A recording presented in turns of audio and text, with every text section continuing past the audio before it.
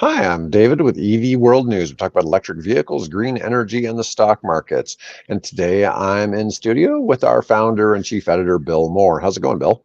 It's going good. Thank you very much. Got my walk in this morning and ready to go, raring to go here. All right.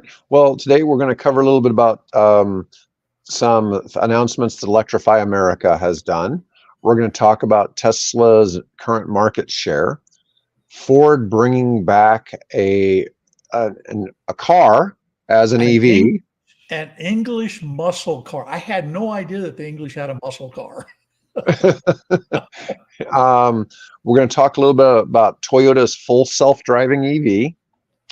Yep. And we're going to talk a little bit about Europe going back to coal, which is kind of interesting.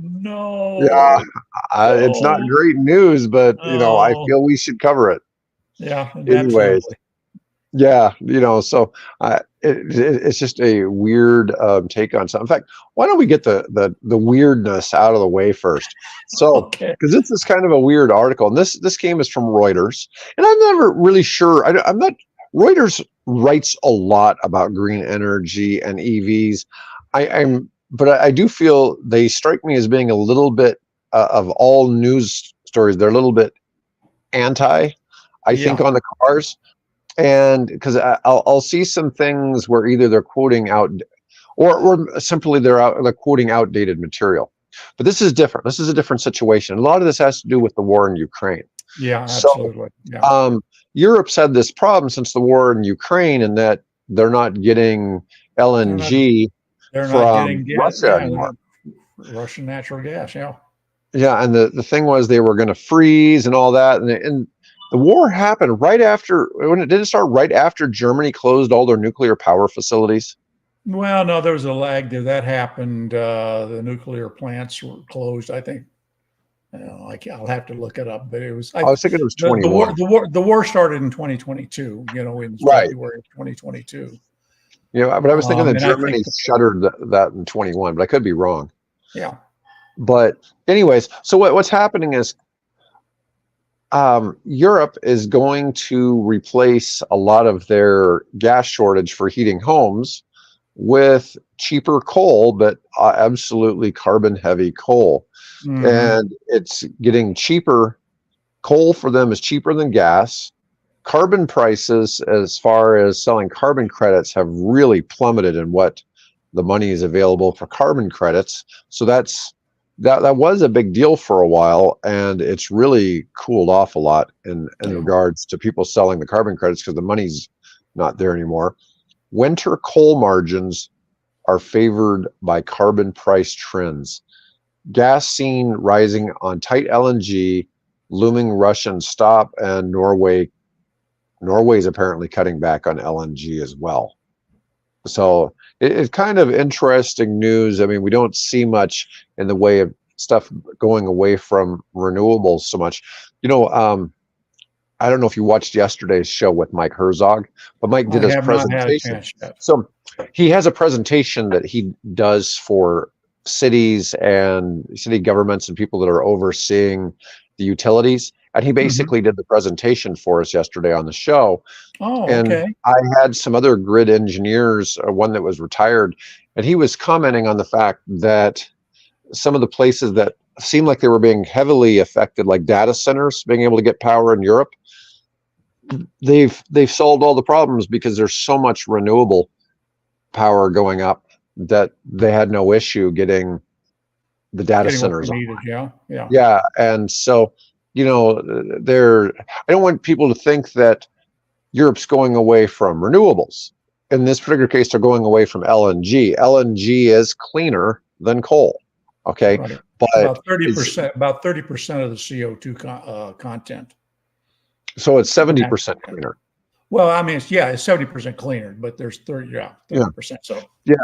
So however you want to look at it, right? But I'm just saying one sounds better than the other. 70% cleaner sounds, but it's a bit of a challenge in that regard. But we're still seeing more renewables. We're seeing more wind, solar, hydroelectric, I think, is a tough one because it really, I don't know if it's just the enormous cost of setting up dams and things like that to do hydroelectric. That was part of the thing that Mike did in his presentation yesterday. He was discussing some of the costs of what it costs to set up a plant to run LNG versus what it costs to do solar and then add batteries on the back end. Right. And obviously it was far cheaper to set up an LNG factory, but then you have to actually pay for the gas. You have to pay for the gas all the time. The other is free. Yeah. Well, in theory, one of the things we were discussing is you can normally put the gas burning facility closer to where the energy is being used. Typically, because of how much space a solar array will use, it's typically on dirt cheap land, and so you have to deal with transmission. So you have to deal with the transmission rights and all of those issues. Yeah. Which is the same thing when you look at all the giant windmills in Iowa and Nebraska, and the cost there is simply transmission from those locations. Right. But to where it's needed. Exactly. Right. And I just kind of wanted to cover that. I should mention, though, that being said, that I just saw a map yesterday where they were showing the cost of energy, and I forget what the metric was, but all of the states around us in that had higher energy costs than did Nebraska and Kansas. We were the low guys. I mean, it was almost like we could, if we were seriously marketing the state, right, we could go up and say, hey, you want low energy prices? In fact, I guess I could say that maybe why we get Google and, and PayPal and all these other people coming here is because we do have those low energy costs. But everybody else around us was, I think we were around mid $400, something like that. And everybody else was, $600, $800, $700, $1,000. So. For what kind of and that's what I did not look closely at it. I just saw that and said, wow, we're the lowest in the region. So when I was spending time trying to place Bitcoin miners, one of the things is like in Nebraska now, our current rate is about 12 cents a kilowatt for residential. Right. But if you're a Bitcoin miner or you're one of these data centers, you're looking for how can you come in and spend 3 to 4 cents a kilowatt. Okay, so they're getting power way cheaper. But in order to do that, a lot of it is they're putting in their own solar array. And so what'll happen is the solar array might be built 50 miles away, and we have the data center here in Omaha, but they might use the solar array over my shoulder back Lincoln. Here. Right. Yeah. But they might use it to power Lincoln, and then they get the power cheaper here because they're providing the power so cheap over there. Because, wind and solar are down in the when they bid these power purchase agreements, typically are less than 5 cents a kilowatt, and generally in the 2 to 3 cents a kilowatt. Which is the state around us that could produce the cheapest electricity was Missouri. And Missouri supplies power to a lot of neighboring states. And they had a lot of alternatives. They had nuclear, they had solar, they had wind, they had LNG. There was a lot of ways that they were producing power. I wouldn't be surprised if they didn't have hydroelectric there as well, but it's probably a very small part. We know that Washington State in the U.S. is the leader in hydroelectric. I'll have to look that up. Again, I don't recall when looking at that. I got to find that map now. I don't know where the heck that thing was, but I just glanced at it going through all the news yesterday. But I don't recall Missouri being one of the low-priced ones there. So, but it wasn't for residential. It wasn't for residential, but it was if you were coming in doing something much bigger. But in North America, Quebec tends to be the cheapest. Now, Quebec, actually, if you go on a website that's out there, it's like, hey, if you're doing this, we have cheap hydroelectric. We have so much hydroelectric. We need you to come here. We'll sell you power. They advertise it, that they'll sell it at 3.5 cents. Yep. But you've got to be buying a lot of damn power.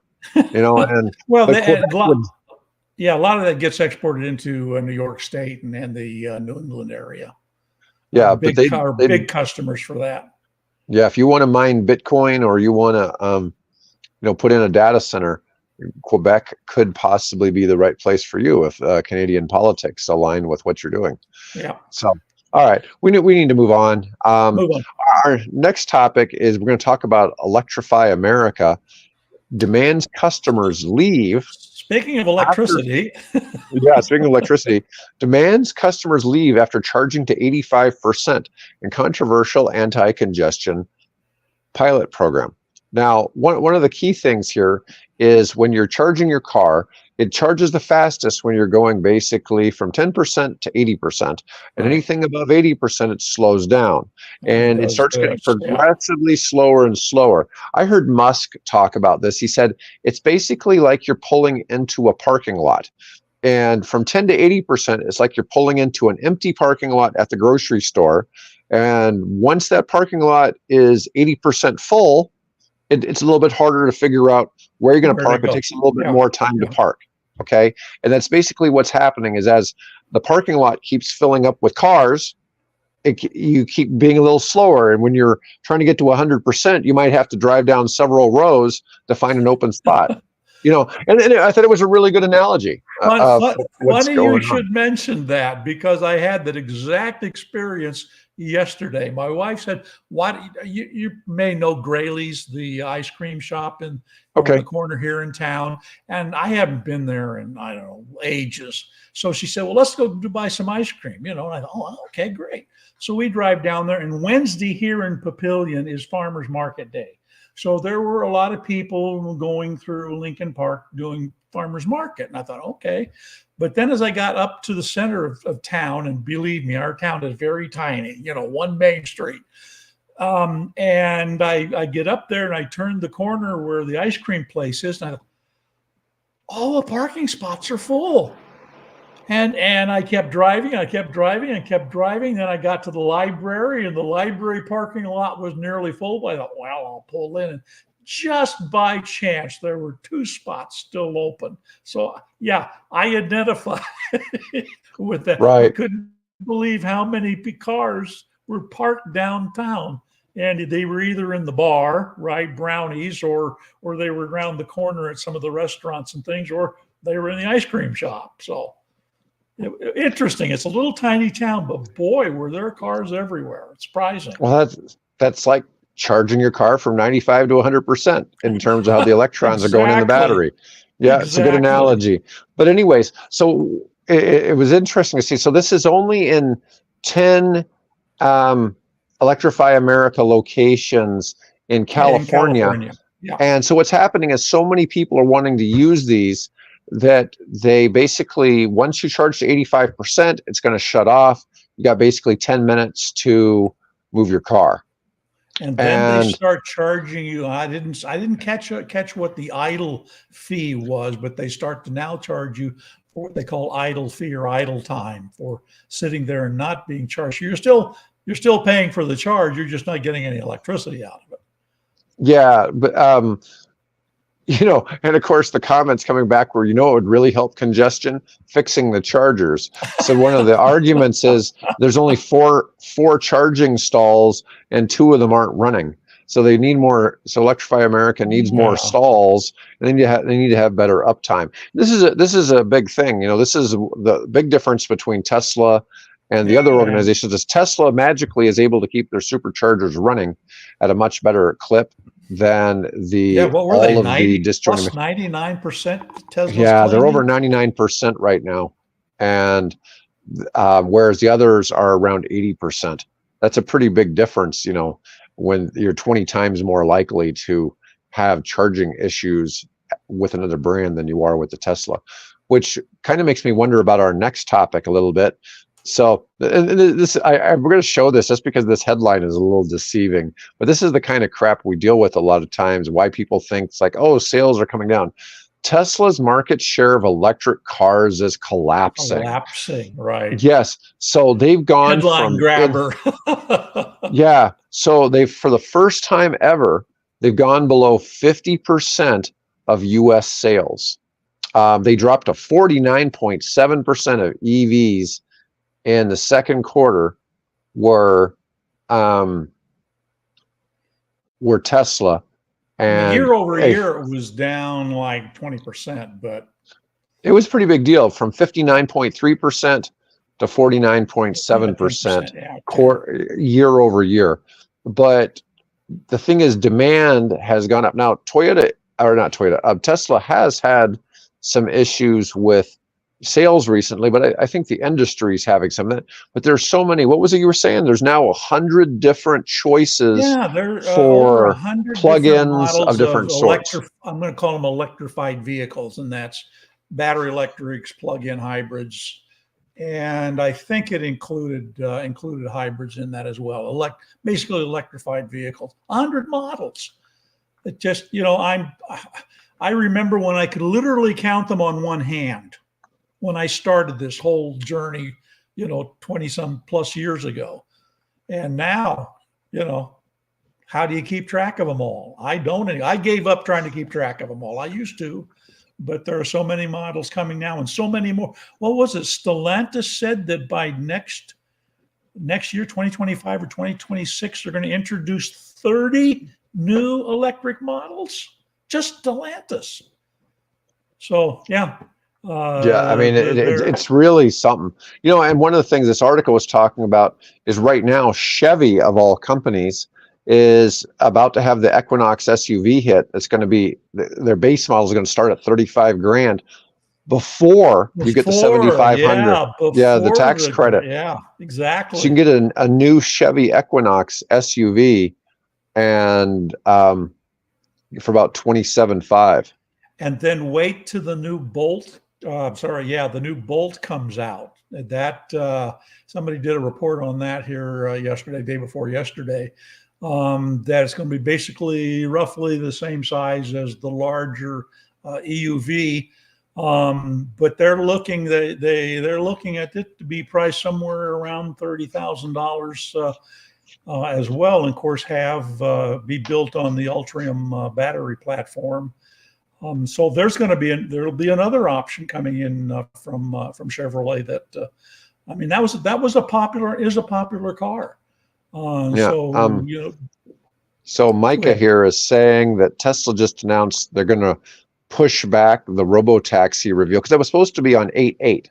So that would be only in a month. That would be 4 weeks from now. SEC opens investigation for FSD data fraud. Oh, interesting. Don't know what all that could contain, but anything with the SEC, you just never know. Musk is pissing off the wrong people in some cases, so who knows? But the robotaxi thing's on them, and we're going to talk a little bit about Toyota in that space here in a minute. Mike, by the way. So. Yeah, but we do appreciate that. Let's see. Our next topic is Ford is bringing back a car called the Capri. Mm-hmm. And I was probably living in a cave when the old Capri came out. You weren't old enough. Yeah. So this boxy electric SUV bears little resemblance to the muscular original. Well, Jim Farley's been talking about how they're going to come back with electric cars and they're going to make them affordable. Ford is going to do that, which is interesting because at the moment, Ford only sells SUVs and pickup trucks. They don't sell cars. And so, this is their return into the car market. Now, I don't know if this story gives us any pricing. So, it was the 1960s Capri. Yeah, they have not revealed pricing at this point. The interesting thing is, what surprised me is I never thought of the Capri, which is basically the release market for that was England and Europe. And in England, they offered a whole panoply of is that word? Anyway, they offered them a lot of motor varieties, everything from, four cylinders clear up to V6s. And in England, they were considered muscle cars, which I never thought of England having muscle cars. But hey, they got gearheads over there as much as we do over here. But this is a completely different car. And the interesting thing is that this car is built on the VW MEB platform. so we've got a Ford VW kind of a thing going on here. I don't know how that deal worked, and maybe if somebody can jump in and tell us. But they've done something where they've not only the Capri is being built on the Volkswagen MEB platform, but also apparently the Ford Explorer is being built on that same platform. So that's interesting synergies that are happening. We won't. Yeah. I don't know. I don't know if we'll actually see that car here because I think it's primarily tailored for the European market. Well, in the European market, they already do an electric Explorer, which we don't have here in the States. No. Yeah. It's just like how Chevy with Buick has 4 electric models in China, and they don't have any in the United States. Mm-hmm. So it's been a little different. Oh, here's what it used to look like. Yeah. And here's a picture of a concept next to the space shuttle. Yeah. Yeah. So there's a few different. Do you recall it ever being here in the States? It is. I spent. This looks familiar. This looks familiar. Yeah, in the late 1960s, and I lived on a campus out of town and seldom got into town to see, but that was sort of the era when this car was popular in Britain. Yeah. Let me see if there was. Oh, there's a soccer legend. Eric Cantona has jumped on the bandwagon. Let's see if they give us his jersey is the same color as the car, or did they make the car the same color as his jersey? I think they made the car the same color as his jersey, but it says Je suis Capri. I am Capri. Ah, Je suis. Very good. Parlez-vous français, huh? No, not very well. I can understand when somebody sometimes asks me a question and I usually can't remember how to respond. So I may be able to figure out in my head what they're saying and translate it in my mind. We are getting so close to a universal translator. I just saw an article this morning that there is a group that has come out with you talk to the AI in your native language and it will respond. So if you know German, talk to it in German and it responds. You talk to it in American and it can respond to you. And I imagine it'll probably, if you're talking to somebody who's French, then you talk in English and it talks to them and translates into French. I mean, this is like the universal translator in Star Trek, which I think is so cool. Oh yeah, no question. So our last topic for today is what we know so far about Toyota's full self-driving EV. And I haven't really seen a lot on this one. And I don't know if no, you and did. I haven't either. Yeah. Yeah. So here is this is actually the BZ3X. So, is this what they're going to do? I don't know if that's really it, but they have been working on a full self-driving, just like Tesla, Waymo, lots of other companies have been trying to develop full self-driving cars. Tesla, which has an extensive history of making hybrids, isn't really known for their EVs. They tried in the past with a RAV4 EV models, but they were launched way before the EV boom, which was kind of the problem I've said about some others. Some stuff was released prematurely. Let's see. I remember well when the RAV4 got released. That was a very popular car with the early EV set. Because really? And they were mainly in California. Most of those cars went to this California utilities, but some of them got into consumer hands. And they liked it, But then again, remember the technology back then, the state of the art was nickel metal hydride, right? I mean, nobody was even dreaming at that point of powering cars with lithium batteries. So, I remember when laptops converted. I remember laptops making the transition in the 90s. Yeah. Um, So but we're the progress we're making is we're seeing, the advent of sodium ion batteries and metal air batteries, and the pace at which these things are advancing is exciting, and also in some depends on what we're talking about, concerning. yeah.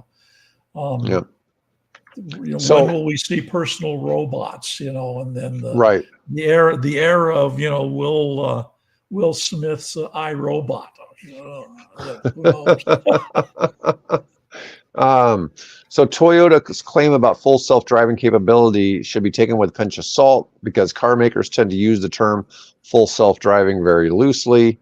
Mm, Tesla uses the term FSD for what is essentially an advanced driving assistance tech.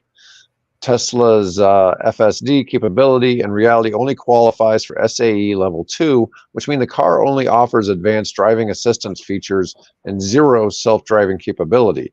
Unless you're driving, basically if you're driving down the highway, it'll basically do it for you. Now, right. this is pictures of the BZ3X. I don't know if this is what to expect.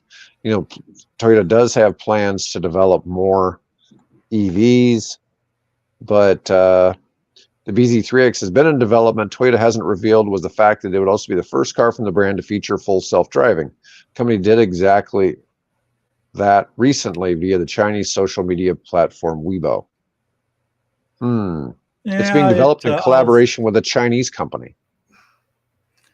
I have never been in a full self-driving Tesla, so I cannot speak. I mean, I've the people that have, and I think you've been in, I believe, but I've Yeah. never been in one. So I'm still an old school skeptic. I don't know if I want to turn this thing over to a bunch of microchips and to take control. I mean, I'm sure they're faster than my brain is, but I'm still leery of the technology and probably will be to the day I die. So Toyota's plan is to launch the full self-driving capable version of the BZ3X in 2025.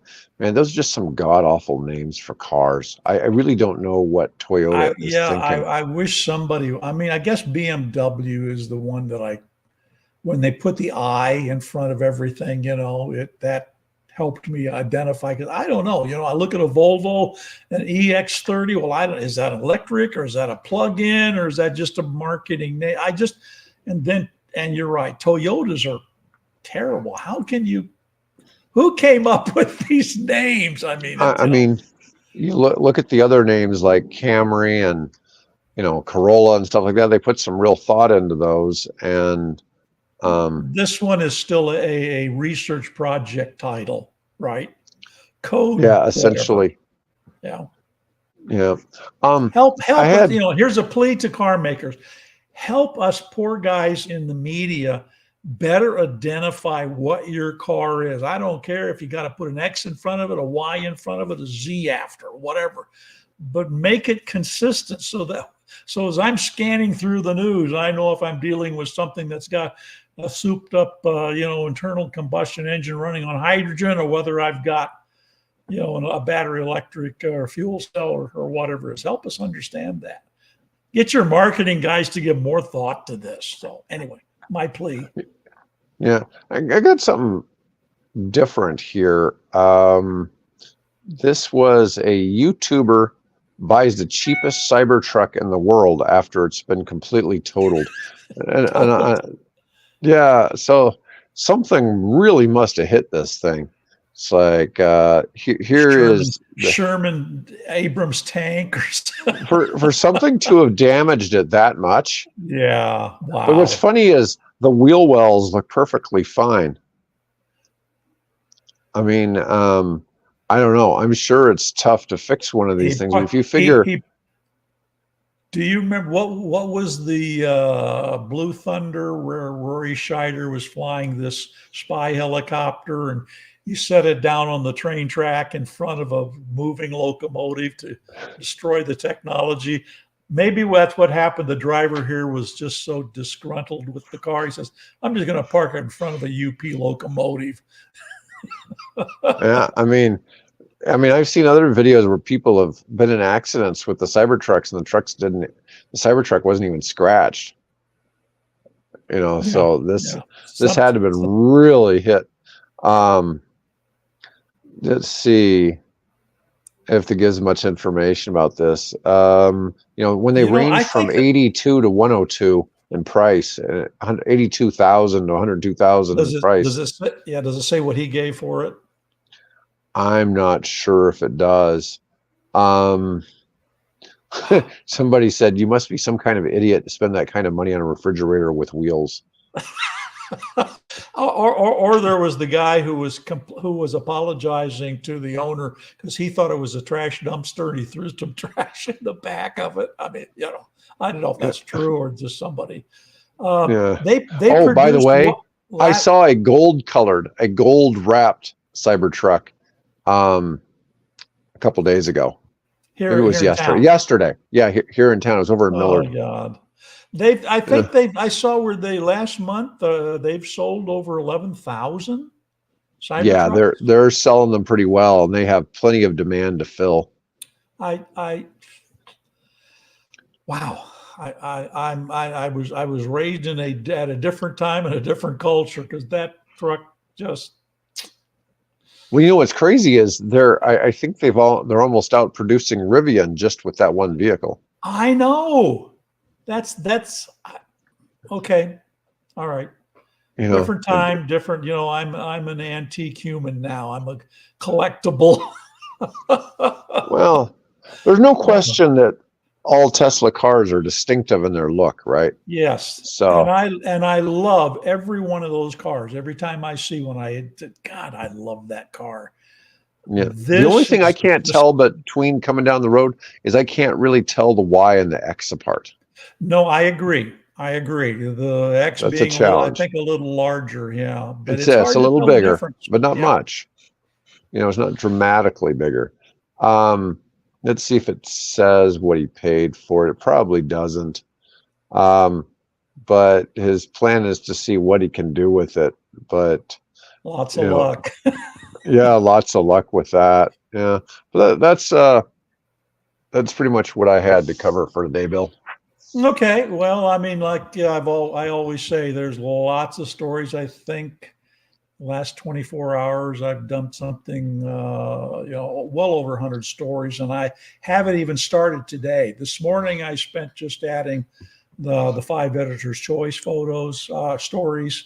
And I've got, I think, when looking at the list of ones to add, I've probably got 80, 90 new stories to add. So this thing just keeps growing and growing and growing and growing. I'm going to guess that before this fall will be over 100,000 stories in the database. That's amazing. I know. It's just. But it keeps me sharp and it keeps me getting senile. There you go. Or I am already there. I don't know. Take your pick. Yeah. Well, anyways. All right, folks. Well, thanks so much for watching. For tuning in and hearing us blather on. Hopefully you got something helpful and useful out of it. Maybe a few laughs even. So. Yeah, we certainly ramble. Anyways, all right. Everybody have a great day.